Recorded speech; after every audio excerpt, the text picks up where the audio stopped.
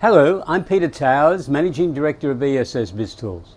Welcome to Accountant's Minute.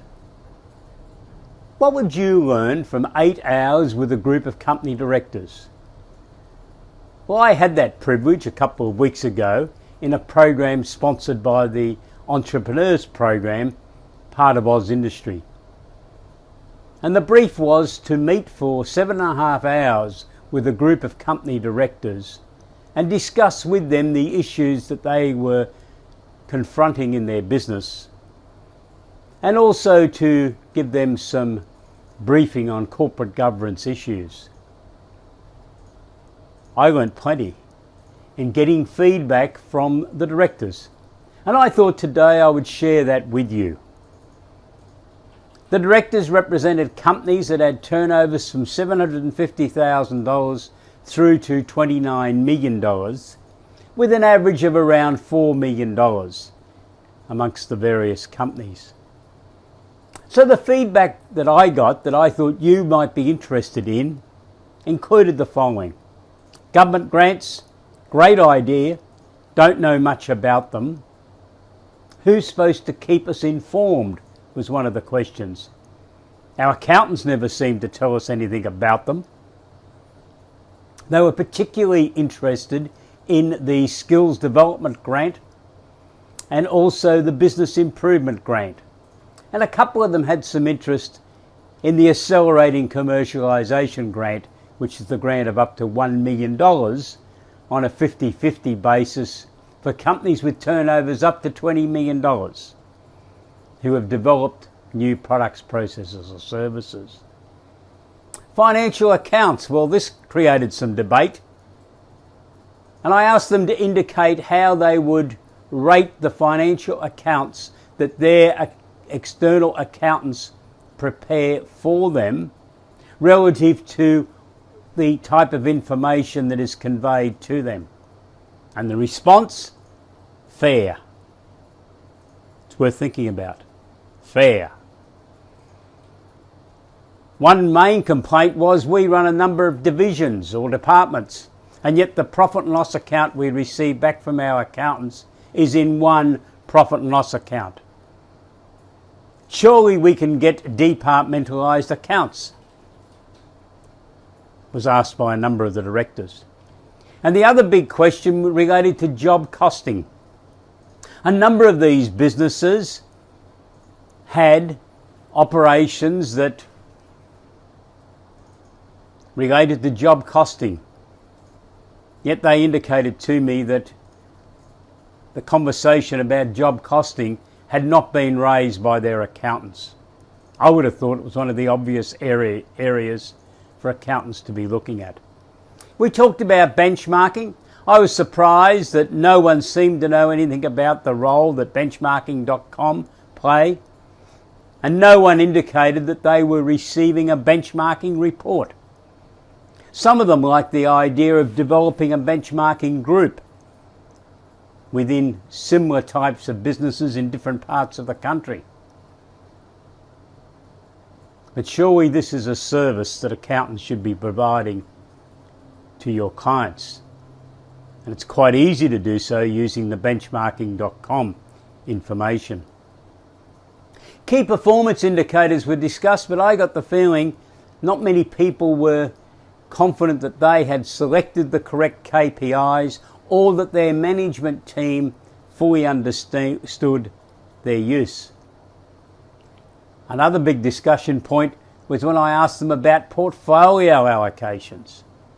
And we produced a list of 45 portfolios, everything ranging from who is in charge of legal matters, insurance, registration of motor vehicles, sales, marketing, shareholder relationships, and so on.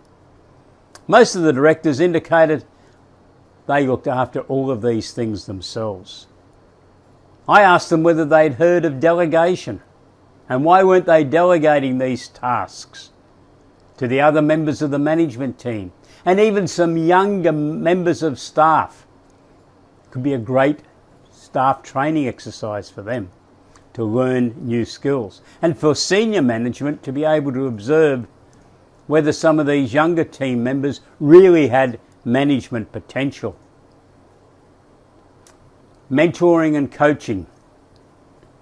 Most of the directors indicated they felt very lonely in undertaking their role as a company director.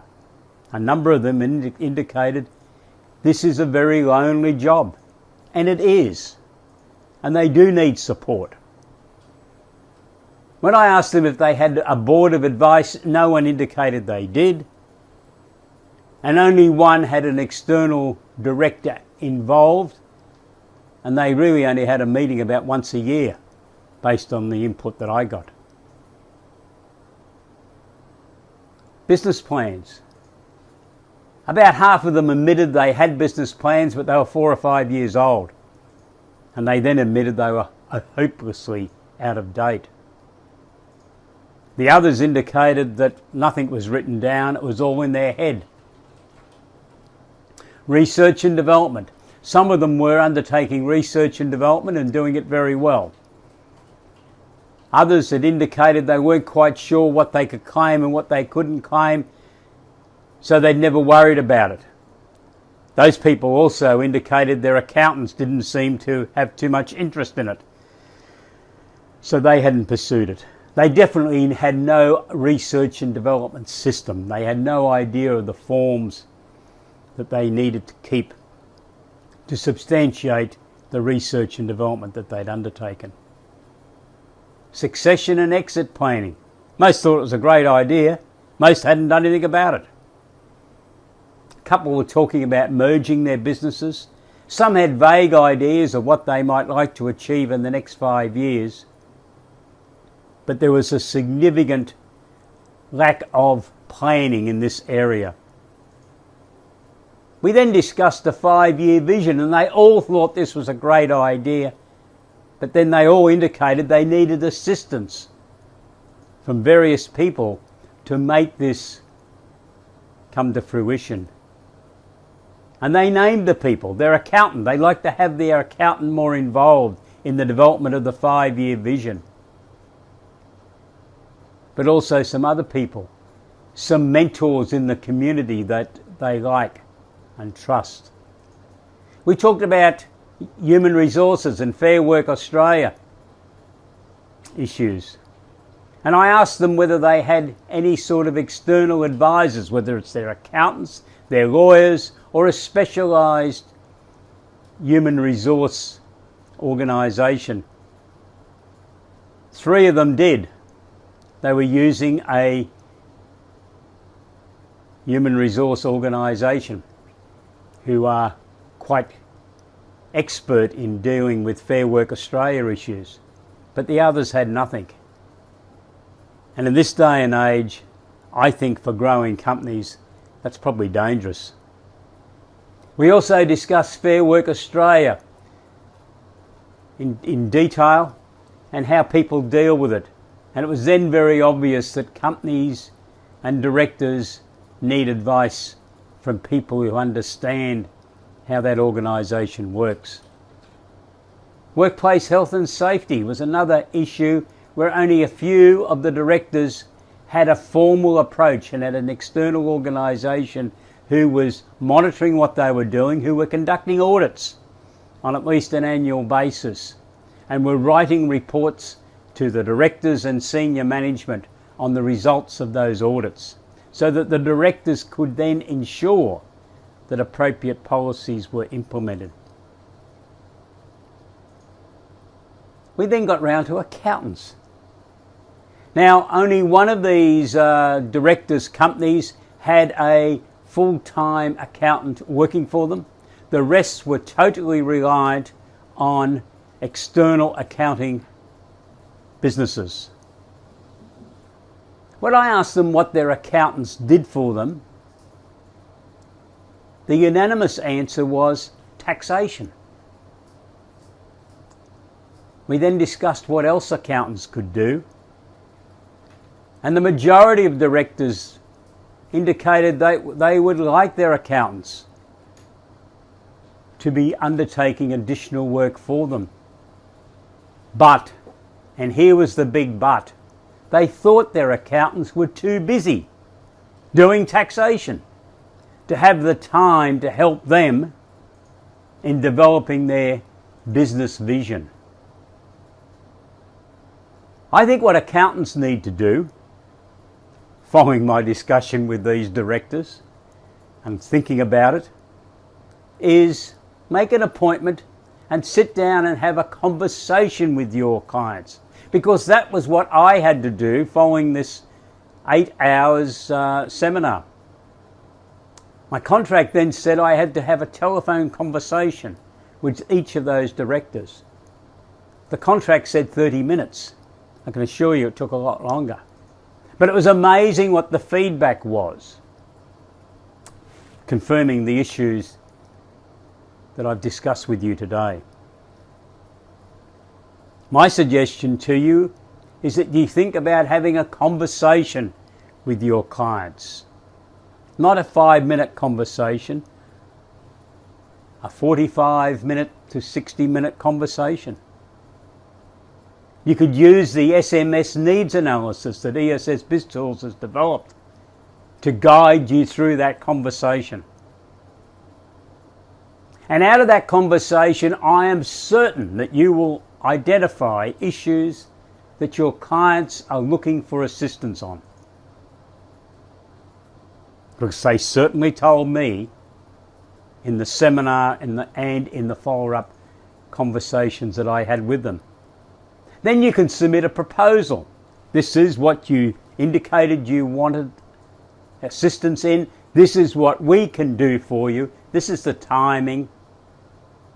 And very importantly, this is our quotation for assistance in doing this work for you. And our billing schedule is as follows. So spell it all out so there's no misunderstanding. I think the majority of the directors who were participating in the seminar that I'm referring to would accept a reasonable proposal if their accountants had submitted it to them. And then it's up to you to make sure you can deliver in a timely manner the services that your clients are asking you to provide and pay you for doing so. So that's the results of my 8 hours with a group of company directors, and then the subsequent follow-up telephone conversation with each of them. They were not unduly complaining, but they were quite strong in their comments that they thought there was a lot more work that their accountants, their external accountants, could do for them to assist them in building value in their businesses. And they were very sure of those comments when we looked at what chief financial officers in listed public companies do for their CEOs. So they're the thoughts that I want to leave you with today. ESS BIZTOOLS can assist you to deliver every service that I've talked to you today about.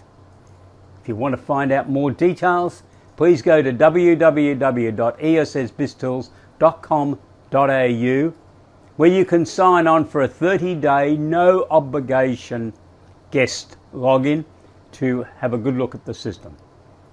If you would be interested in subscribing to an individual package, you can go to www.essbasip.com.au, whereby you can read the overviews on the individual product packages, and you can subscribe to a product at a time that suits your internal workings within your accountancy business. If you have any questions, please don't hesitate to send me an email, peter@essbiztools.com.au. Have a wonderful day. Goodbye.